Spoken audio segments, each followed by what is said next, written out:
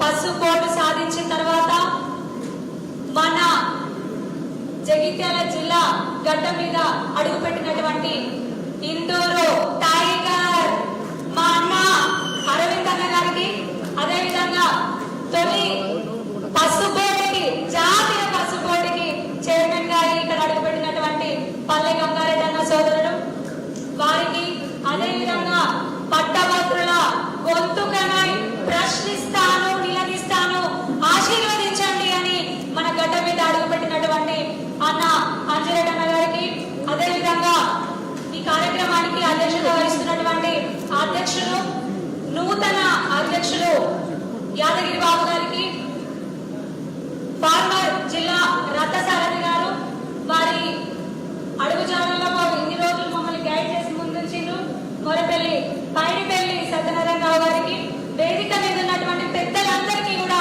పేరు పేరున హృదయపూర్వక నమస్సుమాంజలు. వేదిక ముందున్నటువంటి నా కమల కుటుంబ సభ్యులందరికీ పేరు పేరున పాదాభివందనాలు. గురువులు ఉన్నారు, గురుభ్యో నమః, గురువులకు వందనాలు. మరి మా వాళ్ళు తిరుగుతూనే ఉన్నారు. నేను అనుకున్నాను వచ్చే ముందు అలసిపోయి అట్టి టైటరేమో అని, కానీ జోషే మాత్రం తప్పలే. ఎందుకు? అరవింద్ అని వచ్చిందనా? అరవింద్ అని చూసే సంతోషంలోనా? అవునా? ఆ కళ కాషాయం కళ కనిపిస్తానే ఉంది.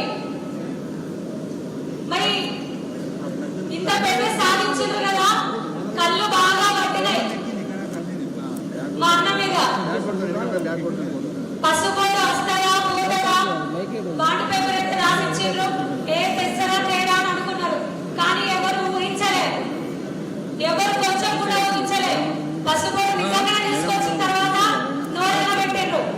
ఆ ఆగంలో కొంతమంది పెద్ద మనుషులకి ఏం మాట్లాడుతున్నారో కూడా అర్థమైతలేదు, ఏం కొడుకుతున్నారో కూడా అర్థమైతలేదు. ఇష్టం వచ్చినట్టు మాట్లాడుతున్నారు. జాగ్రత్త, మా అన్నలు కాదు, మా మహిళా శక్తులు కాదు. నడుం బిగించి కొమ్ములు కట్టి చీపురు గంటలు పట్టుకొని మరి ఉడికిస్తారు బిడ్డ. కొరట్ల ఉండలేరు.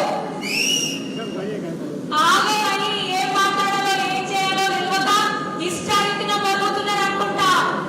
కనిపిస్తున్నారు కదా మా మహిళా శక్తులు.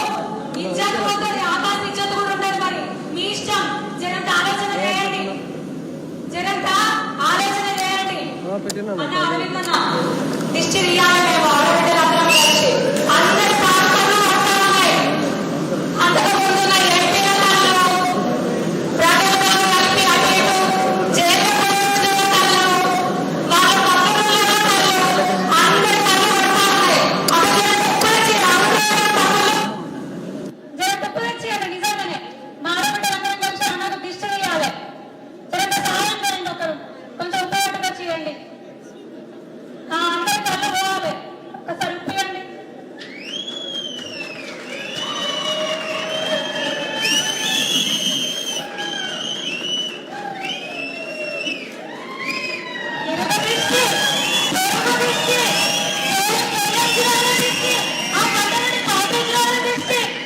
ముఖ్యంగా ఇక్కడ లోకల్గా ఉండి మరుగుతున్న పెద్ద మనుషుల దిష్టి, అక్కడ ఉంటే ప్రగల్భాలు పలుకుతారు, మున్సిపల్లో శాఖలు వెనుకబెట్టిన వాళ్ళ దిష్టి, ముఖ్యంగా పాప వసూళ్ళను పట్టుకున్న వాళ్ళ దిష్టి, అన్ని దిక్కులు పోవాలి.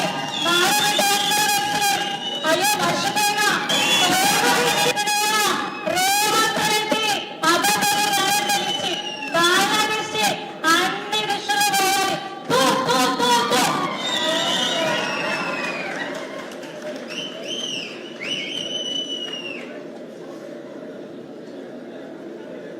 అమ్మాయ పోతే ఇప్పుడు ఇక మాట్లాడరు. కొంచెం కళ్ళు ఉప్పినట్టున్నాయి. ఆడబిడ్డ దిశతో వెంటనే ఉంటుంది, ఇంకా టెన్షన్ లేదు. ఇప్పటికైనా జరంతా నోరు తగ్గట్టుకొని మాట్లాడితే మంచిది. మాటలు జాగ్రత్తగా రానియండి, మర్యాద తగ్గనీయం. ముఖ్యంగా ఈరోజు అరవింద్ అన్న గారి నాయకత్వంలో, అరవింద్ అన్న గారి సహకారంతో వారు బలపరుస్తున్నటువంటి గ్రాడ్యుయేట్ ఎమ్మెల్సీ అభ్యర్థి అంజిరెడ్డి అన్న గారు మీ అందరి సహకారం కోరుతూ, మీ అందరి ఆశీర్వాదాలు కోరుతూ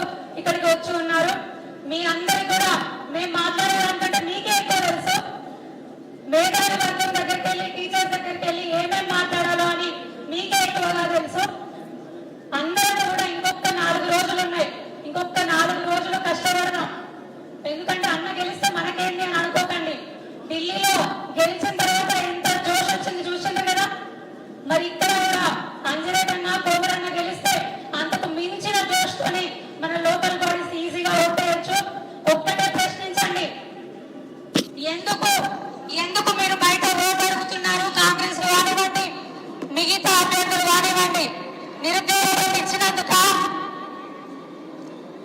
నిరుద్యోగ 2 లక్షల ఉద్యోగాలు ఇచ్చినందుక, జాబ్ క్యాలెండర్లు అమలు చేస్తున్నందుక, మహిళలకు ఉచితంగా స్కూటీ ఇస్తున్నందుక, చదువుకున్న ఆడబిడ్డలకి ల్యాప్టాప్లు ఇస్తున్నందుక, విద్యా భరోసా కార్డులు ఇస్తున్నందుక, టీచర్స్కి టీఏలు రెగ్యులర్గా ఇస్తున్నందుక, పిఎస్సీ ఇస్తున్నందుక, ఓల్డ్ పెన్షన్ స్కీమ్లు ఇస్తున్నందుక, సరెండర్ లీవ్స్ అమలు చేస్తున్నందుక, ఎంప్లాయ్మెంట్ ఎక్స్టెండ్ అమలు చేస్తున్నందుక ఎందుకు ఎందుకు వాళ్ళు ఒక్కసారి వాళ్ళని ప్రశ్నించండి.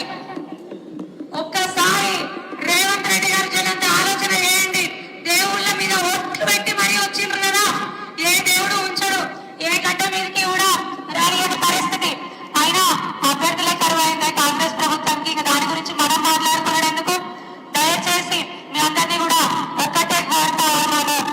మొదటి నెంబర్, ఒకటో నెంబర్ మన ఇద్దరు అభ్యర్థులకు అంజిరెడ్డి అన్నకి, కొమరన్న గారికి ఒకటో నెంబర్ వచ్చింది. అందరూ స్పష్టంగా ఒక్క మాట చెప్పండి. దయచేసి ఒక్క ఓటు మాత్రమే వేయండి. అది ఒకటో నెంబర్కి మాత్రమే వేయండి. మొదటి ప్రాధాన్యత కాదు, 2 గురించి ఆలోచించకండి అని చెప్పండి. జగిత్యాలలో నిన్న ఒక పెద్ద మనిషి మాట్లాడుతూ అంటున్నాడు, నాణ్యమైన విద్య రావాలి అంటే ఫీజులు ఎక్కువ వేస్తారట. ఆ పెద్ద మనిషి ఎవరు మాట్లాడాల్సిన మాటలే రావాలి. అంజిరెడ్డి అన్న గారికి విద్య గురించి తెలియదు అని మాట్లాడుతున్నారు. అంజిరెడ్డి అన్న గారు 20 సంవత్సరాల ఎస్ఆర్టీ రూపు సాధించి ఎన్నో కాలేజీలకి కావాల్సినటువంటి పుస్తకాలు కానివ్వండి, మిగతా ఇతర సామగ్రి కానివ్వండి, వాటర్ డిస్పెన్సరీస్ కానివ్వండి అందించి ఉన్నారు. ఇప్పుడు కూడా మనకు హామీ ఇచ్చిండు. గెలిచిన తర్వాత మన జీవితాన్ని మండలి గవర్నమెంట్ స్కూల్ అభివృద్ధి కోసం వాడతామని వారు హామీ ఇవ్వడం జరిగింది. దయచేసి ఈ విషయాలన్నీ కూడా ప్రతి ఒక్క ఉద్యోగులకు కానివ్వండి, అదేవిధంగా గ్రాడ్యుయేట్స్ కానివ్వండి,